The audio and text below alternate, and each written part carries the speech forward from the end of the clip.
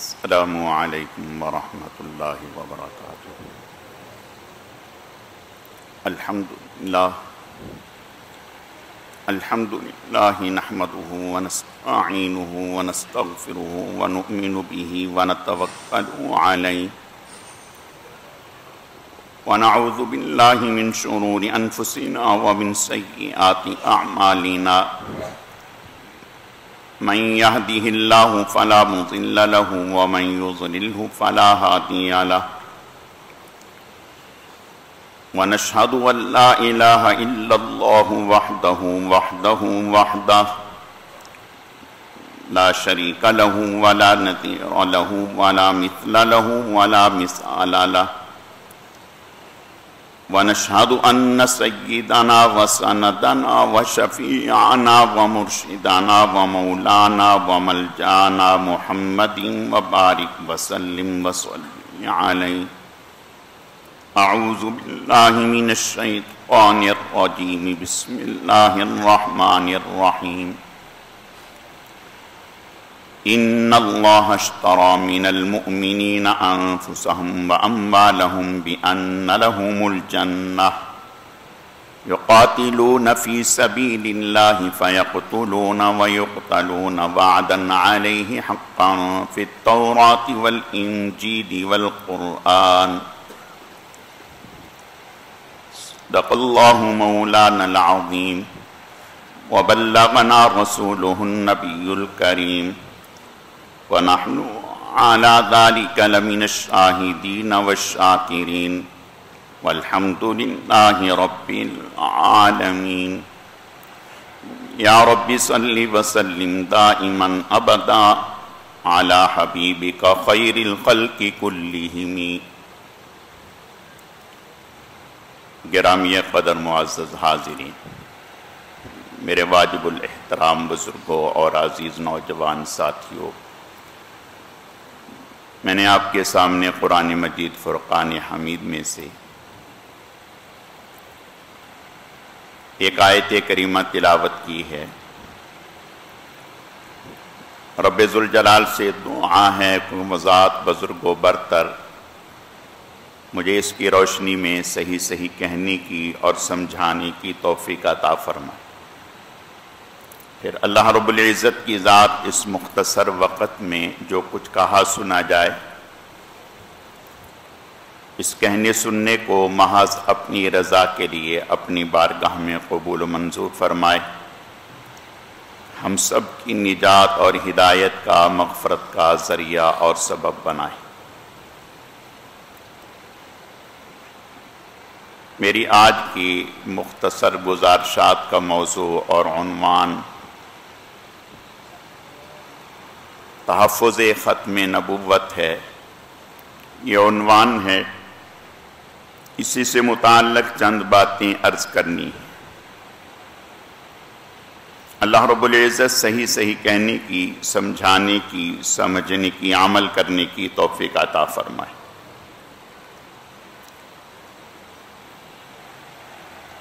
اللہ رب العزت نے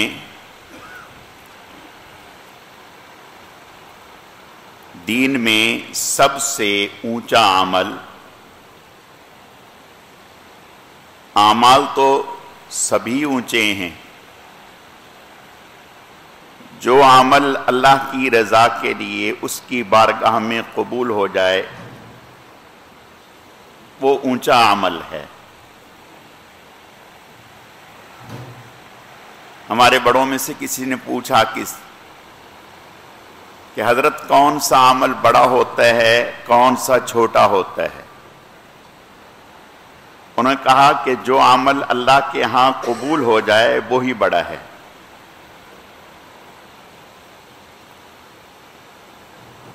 آپ صلی اللہ علیہ وسلم کی ذات اقدس کا تحفظ یہ بہت اونچا اور بڑا عمل ہے۔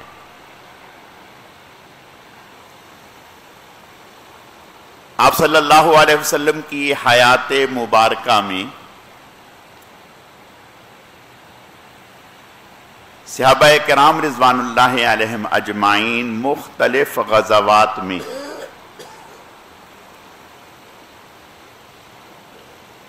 جو شہید ہوئے ان کی تعداد کم و بیش 256 ہے۔ آپ صلی اللہ علیہ وسلم کی پوری حیات مبارکہ میں جو غزوات ہوئے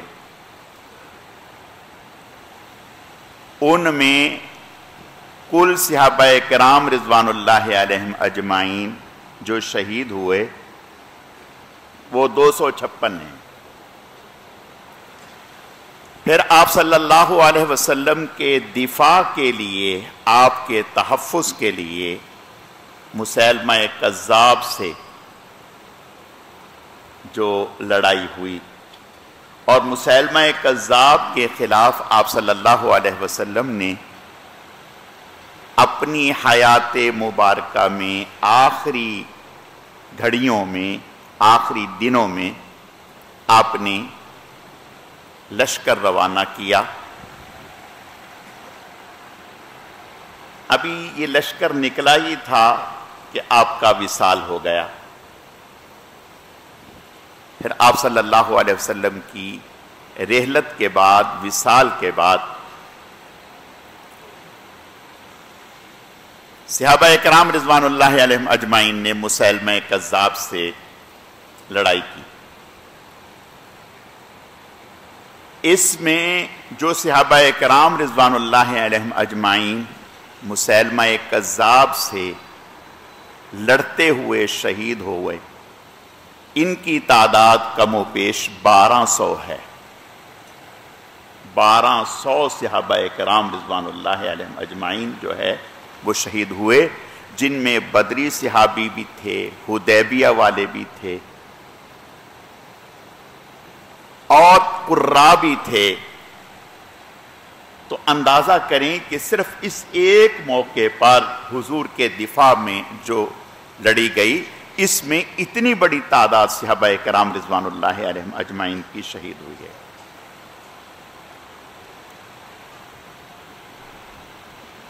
کسی بھی جگہ میں دو طرح کے لوگ ہوتے ہیں، ایک وہ ہوتے ہیں جو نظریاتی سرحدات کی حفاظت کرتے ہیں، اور ایک وہ ہوتے ہیں جو ملکی سطح پہ جغرافیائی طور پر سرحدات کی حفاظت کرتے ہیں، جس کو ہماری فوج کہا جاتا ہے۔ یہ دونوں ذمہ داریاں اہم ہیں، اور اللہ نے دونوں کے بڑے فضائل رکھے ہیں۔ جو دشمن کے مقابلے میں، کافر کے مقابلے میں سرحد پر لڑتا ہے، پہرا دیتا ہے، صرف ایک رات پہرا دینے پر آپ نے ارشاد فرمایا اس پر اگر اس کا انتقال ہو جاتا ہے تو قبر میں گھبراہٹ نہیں ہوگی، حساب کتاب نہیں ہوگا، قیامت تک اس کا اجر و ثواب جاری و ساری رہے گا۔ یہ معمولی عمل ہے۔ میں نے پہلے بھی ایک دفعہ یہ ذکر کیا تھا کہ حضور صلی اللہ علیہ وسلم کے سامنے ایک جنازہ لایا گیا۔ آپ اس کی نماز جنازہ پڑھانے کے لیے اٹھے، حضرت عمر رضی اللہ تعالیٰ عنہ نے روکا، یا رسول اللہ نہ پڑھائیں، نہ پڑھائیں، اس کی شہرت اچھی نہیں۔ آپ صلی اللہ علیہ وسلم صحابہ اکرام سے پوچھا کہ کسی کو اس کی کوئی نیکی معلوم ہے؟ کسی کو اس کی کوئی نیکی معلوم ہے؟ تو مجمع میں سے ایک نے کہا، یا رسول اللہ مجھے اس کی نیکی معلوم ہے۔ آپ نے فرمایا کیا؟ کہا یا رسول اللہ میں نے اس کو فلاں موقع پر میدان جہاد میں دشمن کے مقابلے میں پہرا دیتے ہوئے دیکھا ہے۔ آپ نے صحابہ اکرام سے فرمایا صفیں بناؤ، صفیں بنائی گئیں، آپ نے نماز جنازہ پڑھائی، پھر اس کے چہرے سے کپڑا ہٹایا اور پھر فرمایا کہ لوگوں کا تیرے بارے میں گمان یہ ہے کہ تو جنتی نہیں، میں محمد گواہی دیتا ہوں کہ تو جنتی ہے، میں گواہی دیتا ہوں کہ تو جنتی ہے۔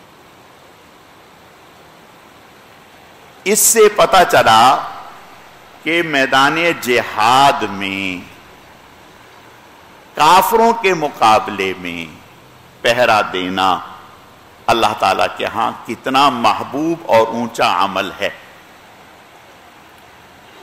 تو یہ دونوں کام اہم ہیں، لیکن فرق یہ ہے کافر کے مقابلے میں میدان جہاد میں ہر آدمی کھڑا ہو سکتا ہے، ہر آدمی پہرا دے سکتا ہے، پڑھا لکھا بھی ان پڑھ بھی، جوان بھی بوڑھا بھی، لیکن نظریاتی طور پر دشمن کا تعاقب کرنا کہ دشمن اسلام میں کوئی نقب زنی نہ کر سکے، یہ کام ہر آدمی نہیں کر سکتا، یہ کام اہل علم حضرات کا ہے، یہ علماء کا ہی کام ہے۔ آپ صلی اللہ علیہ وسلم کی نبوت کے اوپر مسیلمہ کذاب کے بعد اور بھی لوگ ہوئے۔ قریب زمانے میں غلام قادیانی نے نبوت کا دعویٰ کیا، غلام قادیانی نے نبوت کا دعویٰ کیا۔ ابھی اس نے دعویٰ کیا نہیں تھا، ابھی اس کا فتنہ اٹھا نہیں تھا، حاجی امداد اللہ مہاجر مکی رحمت اللہ علیہ علماء دیوبند کے سرخیل مکہ میں تھے، ہجرت کر کے وہاں رکے ہوئے تھے۔ پیر میر علی شاہ صاحب رحمت اللہ علیہ یہ بھی وہاں تشریف لے گئے حج پر، حضرت سے ملے اور ایک خواہش ظاہر کی کہ میرا بھی ارادہ یہی ہو رہا ہے کہ میں یہیں ٹھہر جاؤں، پاکستان کو خیر آباد کہتا ہوں۔ فرق اتنا ہے کہ لوگ تو آج بھی جا رہے ہیں باہر ملک چھوڑ چھوڑ کر، لیکن آج جو جا رہے ہیں وہ اپنی دنیا بنانے کے لیے، یہ حضرات جو گئے تھے یہ اپنی آخرت بنانے کے لیے۔ حاجی امداد اللہ مہاجر مکی رحمت اللہ علیہ نے فرمایا، پیر صاحب آپ پاکستان نہ چھوڑیں، وہیں رہیں، ان قریب ایک فتنہ برپا ہونے والا ہے، ایک فتنہ برپا ہونے والا ہے، اس فتنے کے خلاف اللہ آپ سے کام لیں گے، اس فتنے کے خلاف اللہ تعالیٰ آپ سے کام لیں گے۔ پیر میر علی شاہ صاحب رحمت اللہ علیہ انہوں نے حاجی امداد اللہ مہاجر مکی رحمت اللہ علیہ کی تجویز پر واپس آ گئے۔ کچھ ہی وقت کے بعد قادیانی فتنہ اٹھا، قادیانی فتنہ اٹھا، اور اس کے خلاف اللہ نے پھر ان سے کام لیا۔ جب قادیانی فتنہ اٹھا تو سب سے پہلے اس فتنے کو بھانپ کر، ان کی تحریرات کو پڑھ کر جو اس کے خلاف فتویٰ دیا کہ یہ زندیق ہے، یہ زندیق ہے، مرتد ہے، یہ مسلمان نہیں ہے، تو یہ اہل علم نے فتویٰ دیا، دیوبند حضرات نے فتویٰ دیا، اہل علم نے۔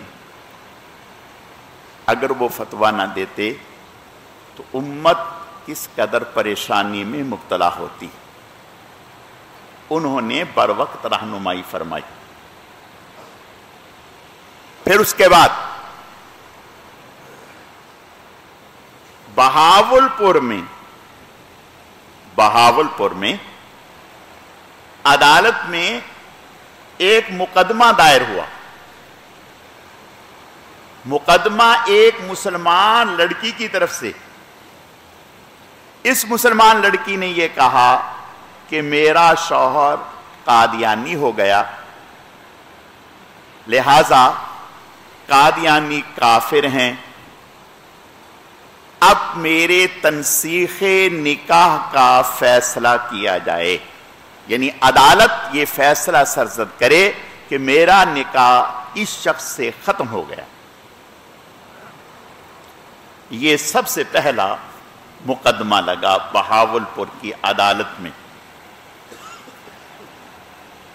اور جب یہ عدالت میں استغاثہ لگا تو قادیانیت پوری چوٹی کی جمع ہو گئی، اور یہ بات ہے 1926 کی، جب پاکستان بھی نہیں بنا تھا، 1926 کی بات ہے۔ حضرت علامہ انور شاہ کشمیری رحمت اللہ علیہ اپنے 50 رفقا کے ساتھ حج کے لیے بالکل تیار بیٹھے ہیں، آدھے گھنٹے یا گھنٹے کے بعد حج کے لیے یہ قافلہ نکلے گا، یہ نکلے گا قافلہ۔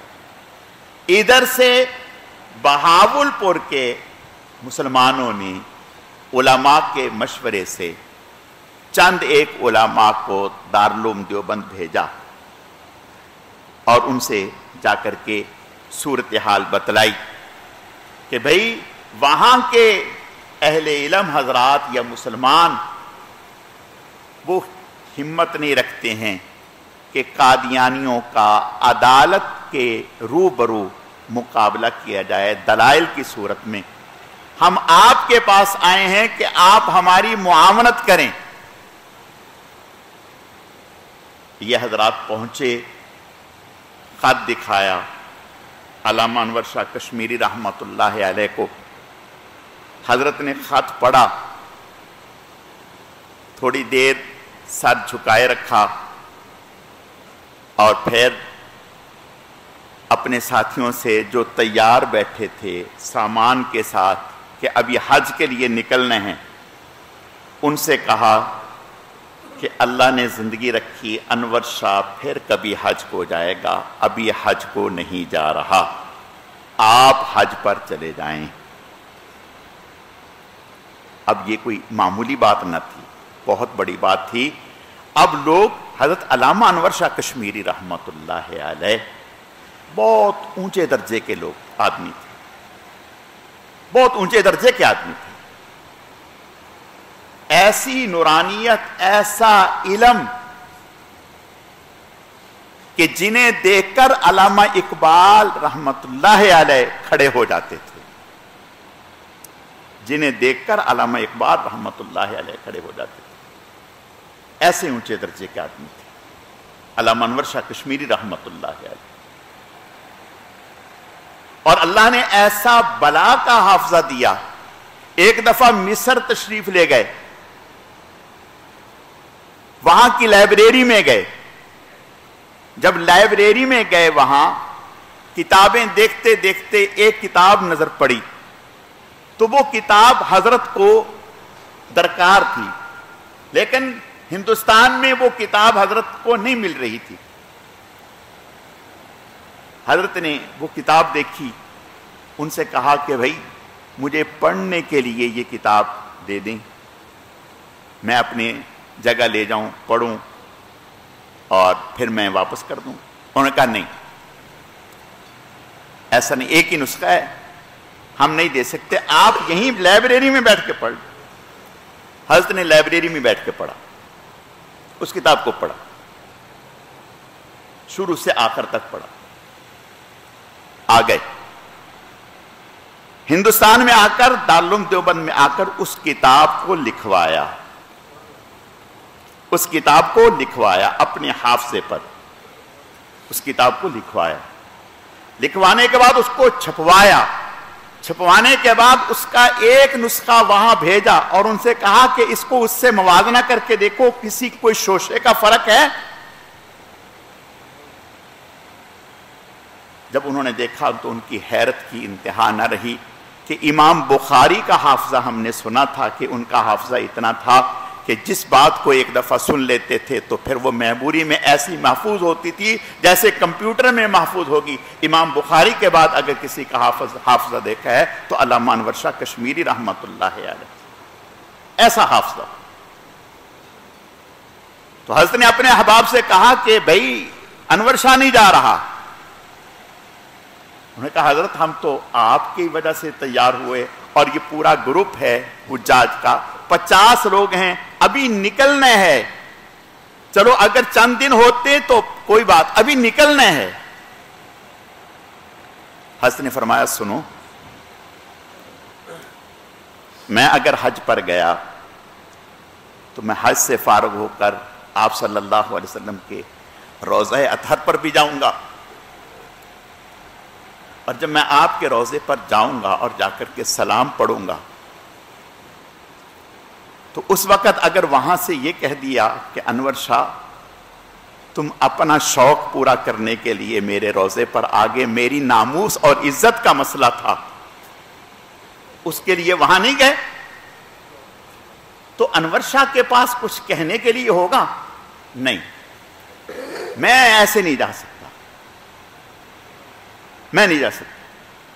وہیں سے علامہ انور شاہ کشمیری رحمت اللہ علیہ تشریف لے گئے اور مفتی پاکستان مفتی محمد شفیع صاحب رحمت اللہ علیہ دارالعلوم دیوبند سے بہاولپور 10 سال تک 1926 سے لے کر 1936 تک یہ مقدمہ چلتا رہا اور 10 سال تک آتے رہے، 10 سال تک آتے رہے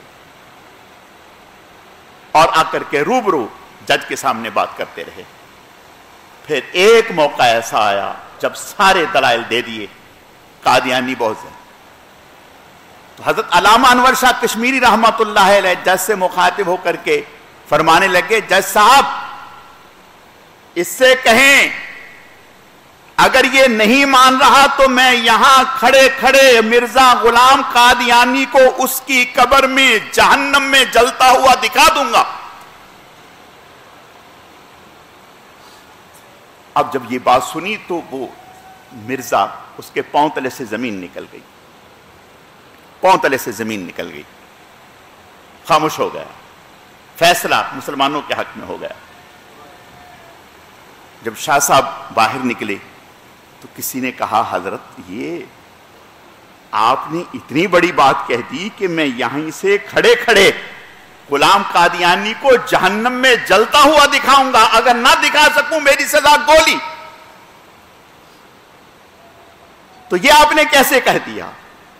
کہا اس وقت عطا اللہ نہیں بات کر رہا تھا، محمد رسول اللہ کا غلام ہونے کی حیثیت سے بات کر رہا تھا. مجھے آقا پر اتنا امید اور یقین تھا کہ جو کہہ رہا ہوں سچ ہے.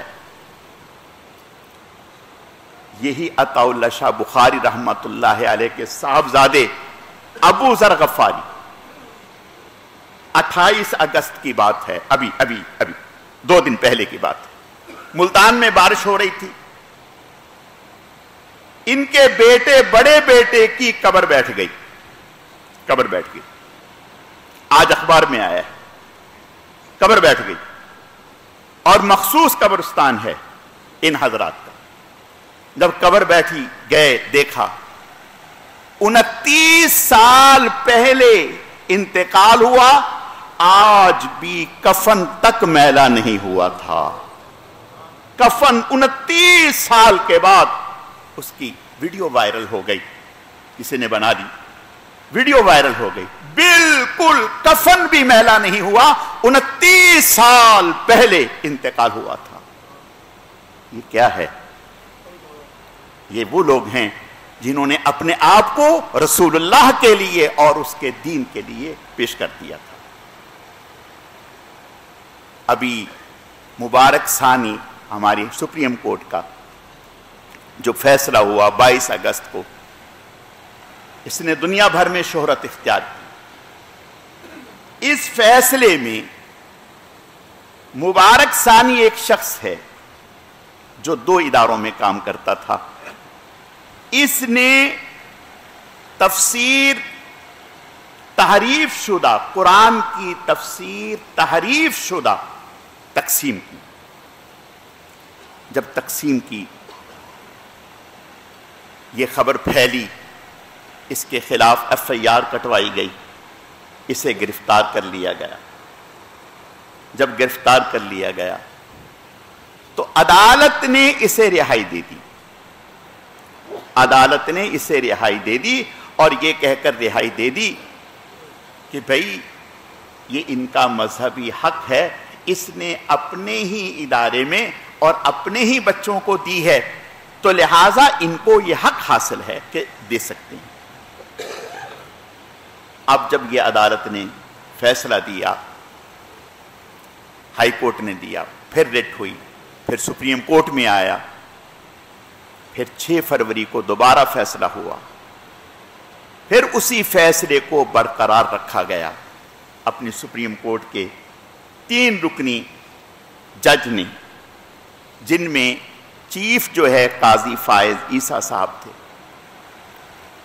اب جب یہ خبر ملک بھر میں پھیلی تو پورے اہل ایمان اور اہل اسلام جو ہے وہ تشویش میں مبتلا ہو گئے، اور پورے لوگ، سبھی مسالک کے لوگ، سبھی حضرات نے اس کے لیے خوب آواز بلند کی۔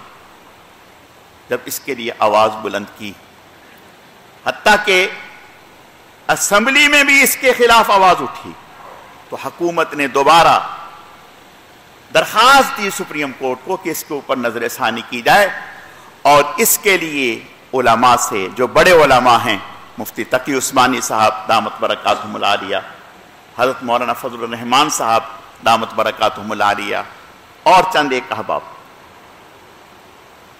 جو عدالت نے، سپریم کورٹ نے اور قاضی فائز عیسیٰ صاحب نے حضرت تقی صاحب دامت برکاتہم العالیہ سے آن لائن، حضرت اس وقت ترکی میں تھے، آن لائن ویڈیو کال پر تقریباً گھنٹہ بھر بات چیت ہوئی، گھنٹہ بھر، اور حضرت تقی صاحب نے ان سے کہا کہ ہم نے، جب آپ نے یہ فیصلہ دیا تھا، ہم نے اہل مدارس نے اپنی آراء آپ کو لکھ کر کے بھیجی تھیں، کاش کہ آپ نے وہ دیکھ لی ہوتی، اگر وہ دیکھ لی ہوتی آپ نے تو آج یہ نوبت نہ آتی۔